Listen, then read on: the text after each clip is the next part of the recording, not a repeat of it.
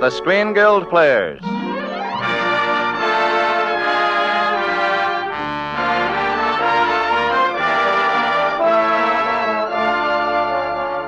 The Screen Guild play tonight, They Got Me Covered. The starring players.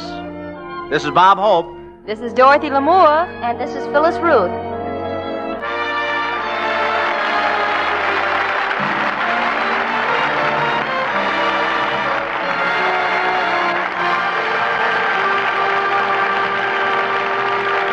Tonight presents the Screen Guild Players in an exciting radio preview of Samuel Goldwyn's comedy hit, They Got Me Covered, starring Bob Hope, Dorothy Lamour, and Phyllis Ruth.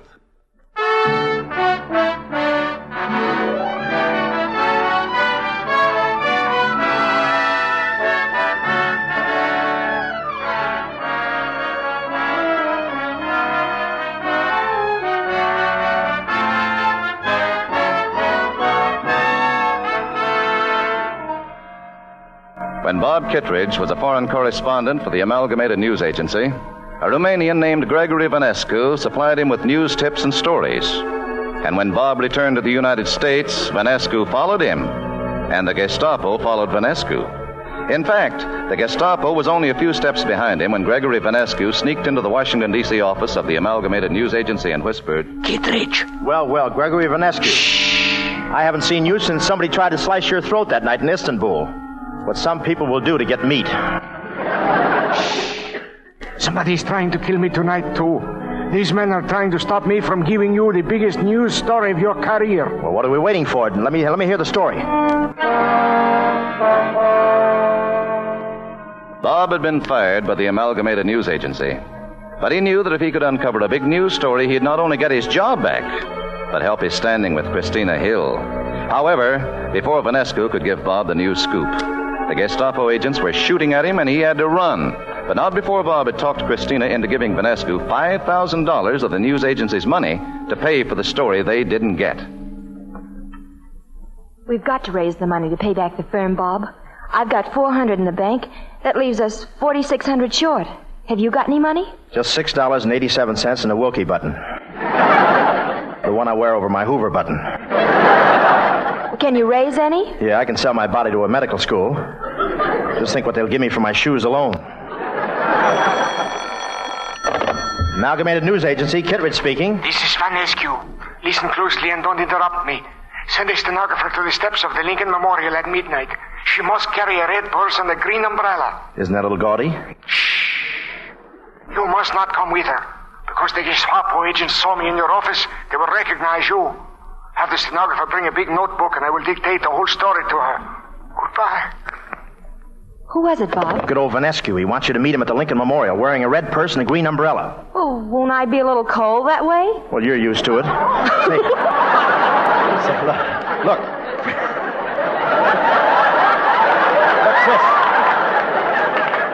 I'm sorry. Look. Chris, this is no time for sentiment. Do you have those things? Well, I've got a red purse at home, and one of the girls living with me, Sally, has a green umbrella. Oh, swell. Call her and ask her to meet us at the Lincoln Memorial. Tell her to bring a big notebook, too.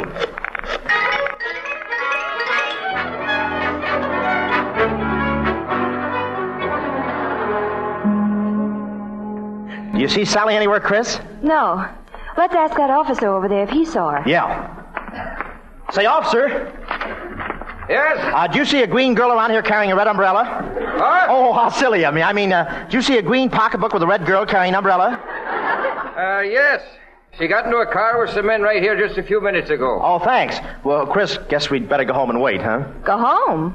Why, the evening's young yet. There must be lots of trouble you can still get into. Oh, Chris, stop riding me. After all, everyone makes mistakes. Is it my fault I'm good at it? It's all you're good for. It's bad enough when you get me all wound up in your crazy schemes. I deserve it for being dope enough to be in love with you. What about Sally? She doesn't even like you. Oh, she will. I'm an acquired taste. No one likes me right off. Why, I was 14 years old before my mother would let me into the house. Dad didn't get in until he was 15. Now, look, honey. Sally's been taken to see Vanescu. He's going to dictate the story that's going to get us out of a $5,000 jam. He isn't going to harm her. He's a gentleman. Gentleman? Vanescu's a cutthroat, and you know it. Vanescu's a cutthroat? Don't be silly. Vanescu would never cut anybody's throat. Especially now, he has to keep that knife sharp to slice his white bread. Bob, this is serious. Now listen, Sally'll be home safe and sound in no time. Meanwhile, we'll go home, curl up in front of the fireplace, and read Esquire.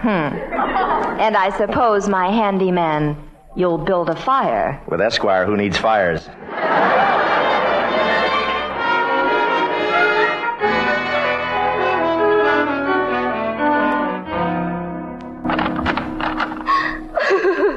Sally, what's happened, honey? You're trembling. They put me in a truck. Then an engine room. The man kept shouting at me. I had to ride so fast. Well, you're not making any sense, Sally. 3 dogs. A boiler room.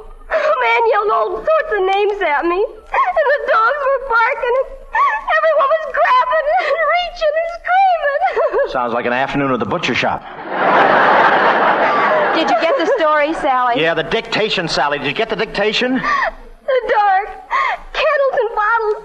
They shot at me. Let's skip the dull stuff. Did you get the story? My hand hurt from writing so fast. Then the men chased me. They stole the notebook. Yes, they stole... What? They stole your notebook? Oh, why wasn't I there? Why wasn't I there? Then they started shooting. That's why I wasn't there. The men stole the notebook. They grabbed it and ran away. What happened, Chris? Sally fainted. Just a second after you did. Well, bring her to, Chris. Throw water in her face. Do something. I am. I'm going to put her to bed. She's suffering from shock, and she won't be able to talk sense until she recovers. Oh, but I've got to wake her up. I've got to get that story. The war could depend on it. Don't worry. She'll be all right by morning. By morning, the way the Russians are going, the war may be over by then.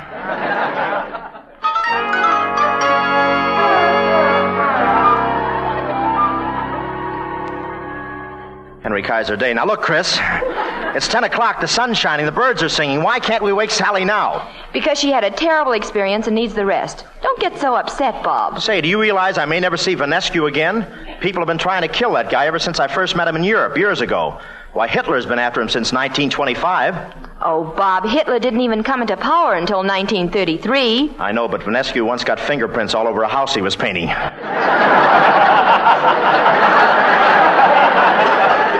He probably started running the minute he finished dictating to Sally.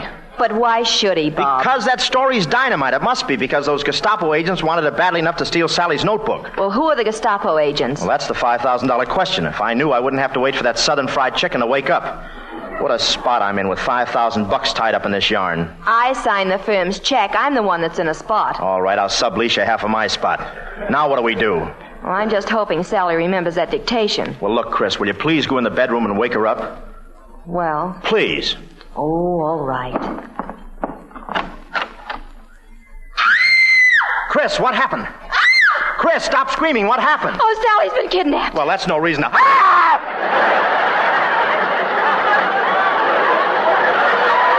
you sure? Huh? She's gone. And so are all her bedclothes. They must have wrapped Sally in her blankets and carried her out that window. And then taken her away in a car. Took her away in a car? Well, quick, let's look around the neighborhood. They may only have an A card. Bob, we've got to call the police. No, now, Chris, wait a second. Let me figure this out. If we let the police in on this, every other newspaperman in town will be in on our story.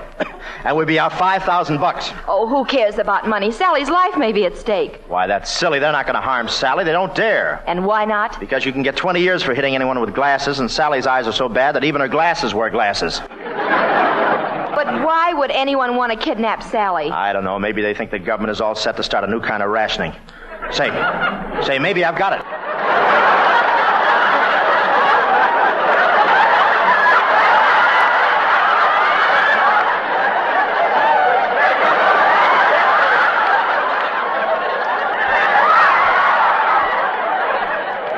Say, I think I've got it. What? Say, remember how nervous Sally was when she got home? Well, listen, Sally probably messed up her shorthand somehow, and they snatched her so she could read what Vanescu dictated. But she can't read a billboard without her glasses, and here they are right here. Yeah, which means she's safe until they find her glasses, and that gives us time to find the kidnappers. Wait here for me. I ought to be back in an hour. Where you going? The Cafe Moresque. It's a Romanian restaurant. Someone down there may know Vanescu.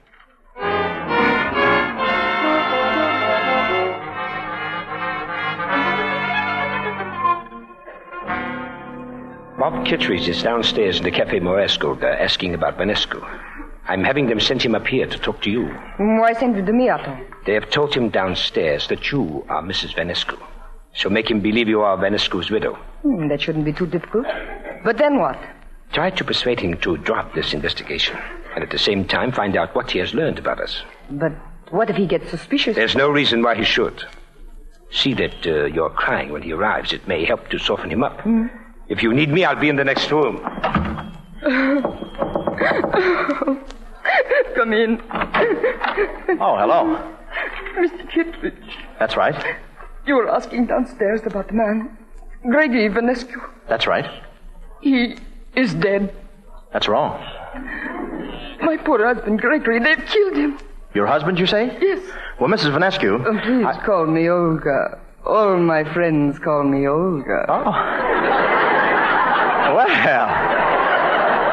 Well, all my friends call me... No, you better call me Bob. Now, tell me, Olga, did Vanescu ever mention the Gestapo here in Washington? The Gestapo here? Oh, no. You must be mistaken, Bob. Oh, no, I'm not. I met your husband for the first time in Ankara. The Gestapo tried to shoot him. Then in Budapest, they tried to stab him, and in Paris, they put old razor blades in his fruit salad. I think they had something against him. Now, look, Olga, isn't there something you know that might help me? Did Gregory leave any letters or information? Let me see. Oh, of course, I should have thought of it before. My husband did have some letters in German. They may be in his room. Oh, that's great. They may give us a lead. Get them for me, will you? I will look for them very carefully.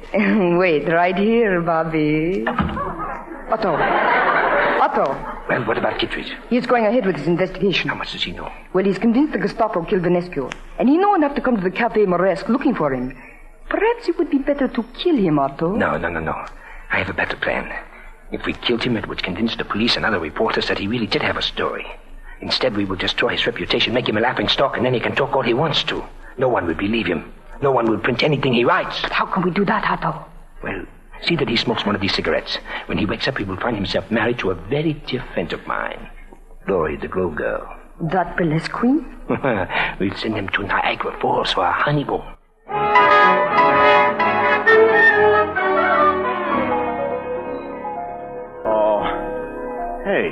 Hey, where am I? Niagara Falls. Niagara Falls? What am I doing here? I'm in Washington. No, you're in Niagara Falls. Can't you hear the water drip?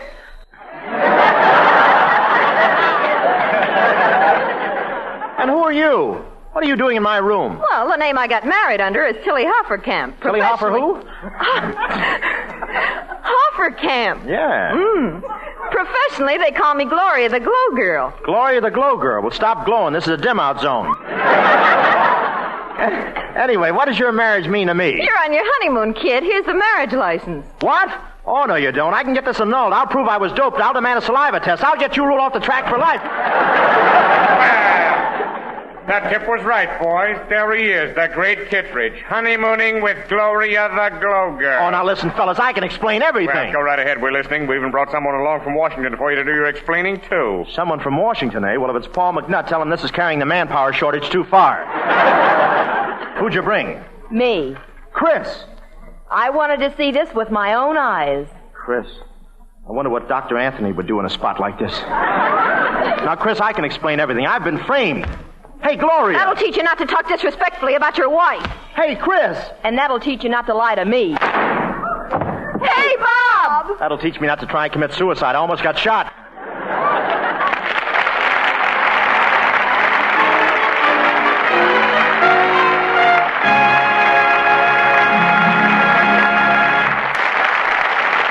Like a shot, the curtain comes down on the first act of They Got Me Covered. Screen Guild Players' presentation of Samuel Goldwyn's new hit comedy, starring Bob Hope, Dorothy Lamour, and Phyllis Ruth. Act 2 will follow in just a moment.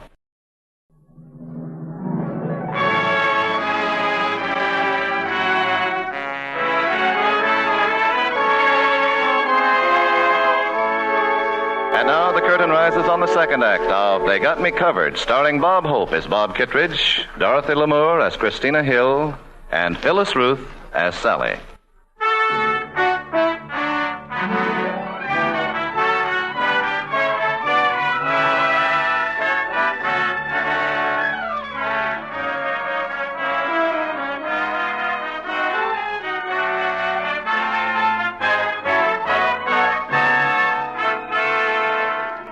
After the Nazi agents Bob Kittredge was investigating gave Bob a doped cigarette and married him to a burlesque queen while he was under the influence of the drug, Bob's career as a reporter was ended.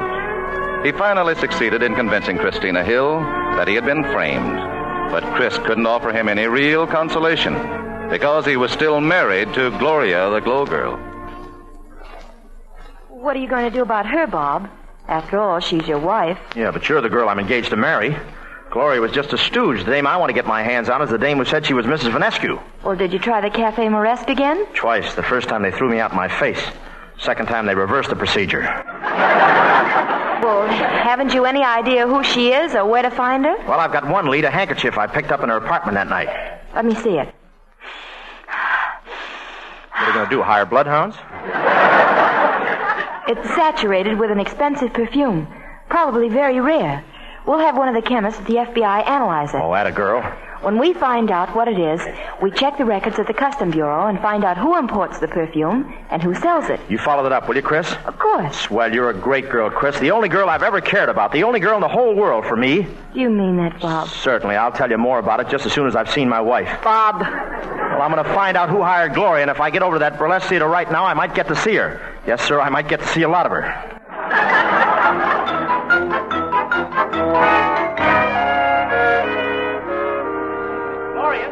Gloria! Say, you're just the one I wanted to see. Look, I'm in a terrible jam, and you've got to get me out of it. Yeah, that's just what I was gonna do. You know who framed me and why it was done. Now, you've got to give me the inside. You've just got to tell me the truth. Sure I will, Bob. I just learned the truth myself. You were just about to catch up with a three-way spy ring of Nazis, fascists, and Japs. Yeah? Headed by a guy named Otto Frausch. Gloria! Oh. Who did it, Gloria? You hurt badly? Yeah, Bob. Go to Baldinaco's florist shop, 1730 Connecticut Avenue. You'll find everything there. Had I better get a doctor, mister? It's too late. She's dead. Say, who are you? My name is Baldinaco. Baldinaco? Well, that's quite a coincidence, but we had to rush the plot to get it all in a half an hour. Say,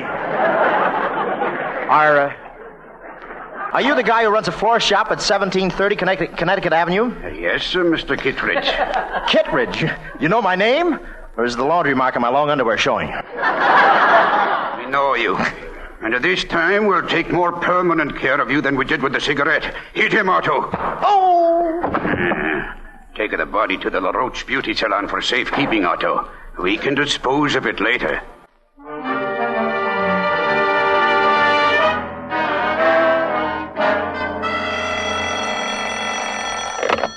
Amalgamated News Agency, Christina Hill speaking. This is Morgan at the FBI, Miss Hill. That perfume you asked me to analyze is called Reprise.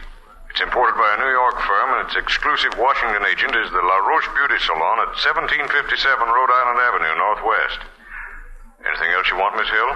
Not right now, but I may call you back very soon. I'm going to the LaRoche Beauty Salon.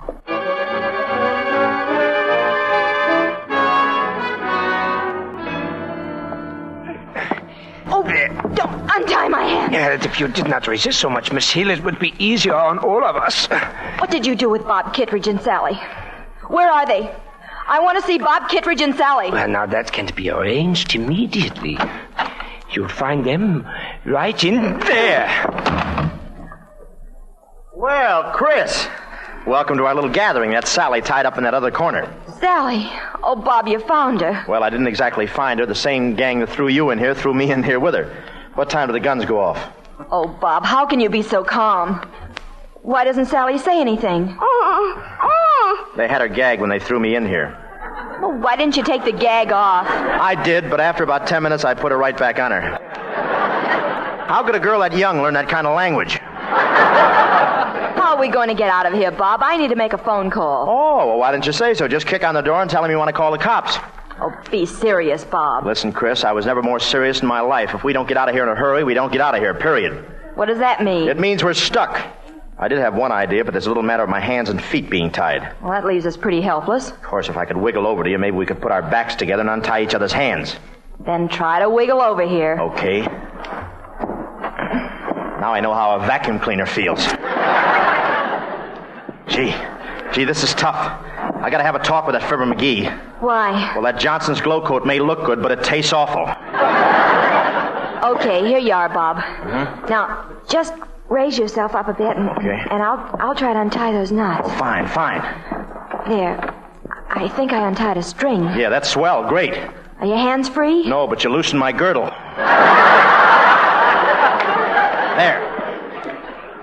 There, you finally got my hands. Well, now what do we do? You and Sally do nothing but stay right there until I get back. Where are you going? Well, I'm going to try to sneak into one of those rooms where they give the beauty treatments.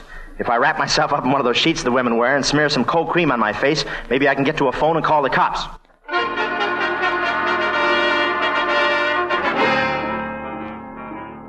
You're next to the beauty clay treatment, madam. Who, me? Who, me?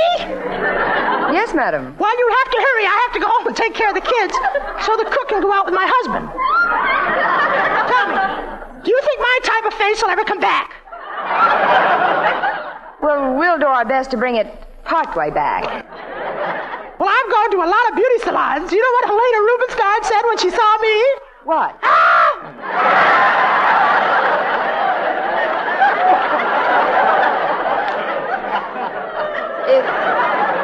If madam will excuse me, I have another client in the next room. Go right ahead. Would you hand me the phone? Certainly, madam. And if madam wants anything, all she has to do is call. Thanks, Brenda. Say, you ain't kidding, sister. Hello? Federal Bureau of Investigation, Morgan speaking. Say, this is Bob Kittredge, Morgan.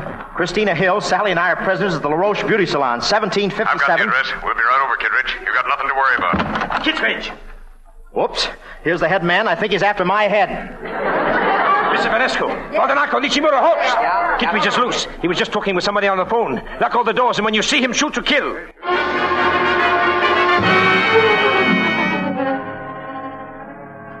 Let's get behind these curtains and keep quiet, Chris, and keep Sally quiet. This is their main meeting room. Hey, they're coming back in here. All right, gentlemen. Gentlemen, take your places, please. Yeah. The time has come. As long as Kittredge and the woman have escaped, we must execute our plan immediately. I want no slip-ups, no bungling ever, even if it cost you your lives. We will ruin Washington first and then every important city in the United States. All right, unlock the closet holds. I will distribute the dynamite. Stick 'em up, boys. I said stick 'em up. Help, they got me covered. You're not covered, Bob. I'm not, then get back in front of me, you coward. But, Bob, those are the FBI men. They just captured the spies. They did? Isn't radio wonderful, folks? It took up 20 minutes and a 4-mile chase to do that in a picture. Well, I guess that ends the story, Bob. And this is where the hero usually kisses the girl. Yeah, and up to now in our pictures, it's always been Bing Crosby.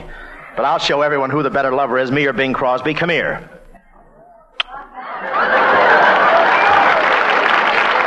Yes, sir, folks, the best kisses of all are at the Kraft Music Hall.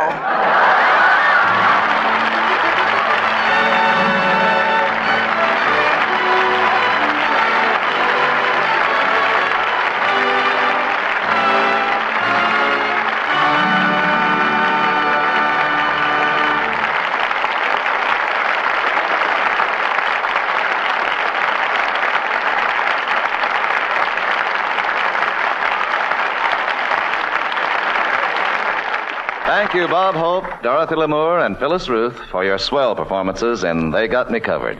Well, I hope our listeners had as much fun as we did, Mr. Bradley. And it's always a pleasure to appear on this program for the benefit of the Motion Picture Relief Fund.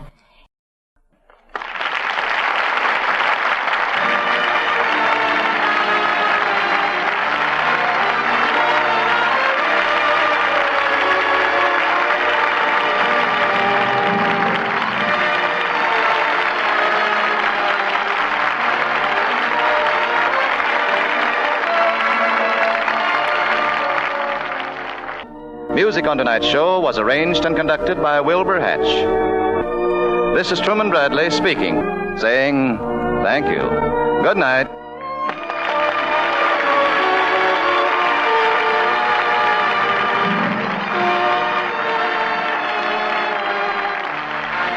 This is the Columbia Broadcasting System.